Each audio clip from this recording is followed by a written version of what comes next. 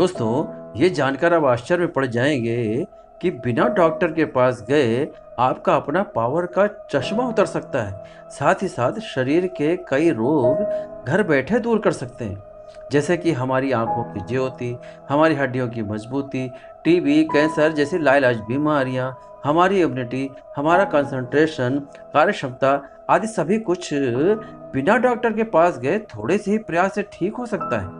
हम सूर्य को जल अर्पित कर अपने जीवन को पूर्णतया स्वस्थ व सार्थक बना सकते हैं। दोस्तों, जीवन जीने के लिए जितना हवा और पानी की जरूरत होती है, उतना ही सूर्य का भी अपना महत्व है।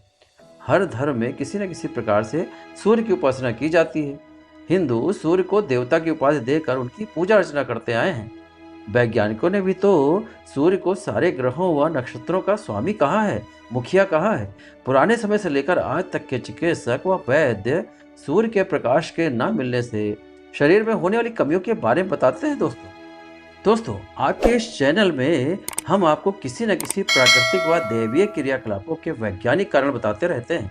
आज का इंसान किसी विषय में जब तक तर्कसम्मत नहीं हो जाता, तब तक उसे अपने मन में नहीं उतारता।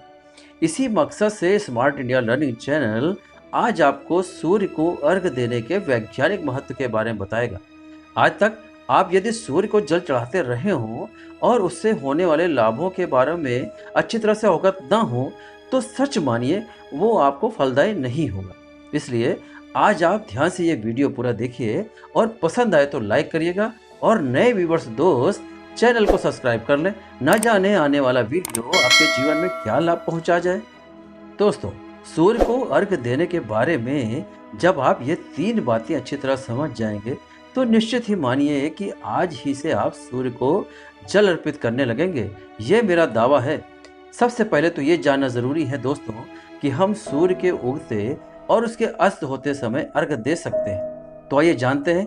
पहली बात कि सूर्य को अर्घ्य देने का जो सही तरीका है, वो सभी नहीं जानते। हमने कई लोगों को सुबह अर्घ्य देते देखा है, परंतु उनका तरीका सही नहीं होता। सबसे पहले तो यही ठीक कर लेना चाहिए। सूर्य जिधर से निकल रहे हों, उधर मुंह करके हाथों में तांबे या किसी भी लोटे में जल लेकर अपने सिर से थोड़ा ऊपर स्थित बनाकर धीरे धीरे जल को सूर्य के बीचों बीच एक धारा छोड़ते जाते हैं। दूसरी बात, ऐसी स्थिति में प्रयास ये जारी रखना है कि एक टक उगते हुए सूर्य को निहारना है।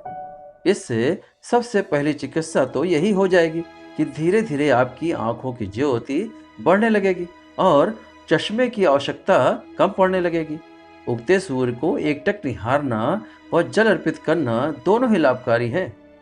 तीसरी महत्वपूर्ण बात कि यदि हो सके तो अर्घ्य देते समय ओम घृणी सूर्याय नमः, ओम घृणी सूर्याय नमः जाप करते रहें, जिससे आपका पूरा ध्यान सूर्य की ओर बना रहे। वैसे तो बहुत से लोग सूर्य को देवता मानकर उनके सम्मान में पूजा अर्चना के रूप में नित्य प्रति जल अर्पित करते रहते हैं। इसके साथ ही आइए अब जानते हैं कि इसके क्या वैज्ञानिक कारण हैं जिसकी वजह से हमारी अनेकों बीमारियां ठीक हो सकती हैं। दोस्तों, जब हम खेलते हुए सूर्य के मध्य से एक धारा छोड़ते जाते हैं और उस धारा की दूसरी तरफ सूर्य को एक टक निहारने का प्रयास करते हैं, तो उस समय जल की धार व सूर्य की किरणों के संपर्क से 7 तरह के रंग उत्पन्न होते हैं, जिन्हें हम इंद्रधनुषी रंग से भी समझ सकते हैं। मेडिकल की भाषा में इसे एक प्रकार से अल्ट्रावायलेट कलर भी कहते हैं। हम सभी जानते हैं कि काली वस्तुएं सूर्य की विद्युतीय किरणों को अवशोषित कर लेती हैं। सूर्य प्रकाश के अलग अलग रंगों का जल से मिलन होने पर शरीर के अनेकों रोग ठीक होने लगते हैं। ऐसे ही हमारी आंखों की काली पुतलियां, हमारी जो काली पुतलियां हैं, उन पर जब इन्हीं इंद्रधनुषी 7 रंगों का प्रकाश पड़ता है तो उसकी ज्योति बढ़ने लगती है दोस्तों, और मोतियाबिंद होने की भी संभावना बहुत कम रहती है। सिर्फ आंखों को ही नहीं, बल्कि वो इस समय पूरे शरीर पर अपना असर छोड़ती है, जिससे हमारे शरीर में हड्डियों की कमजोरी दूर होती रहती है। साथ ही हमारी इम्यूनिटी व कंसंट्रेशन को भी दुरुस्त करती रहती है। इसका नित्य प्रति अभ्यास करना चाहिए दोस्तों। बहुत से लोग इसे ढोंग और पाखंड कहते हैं।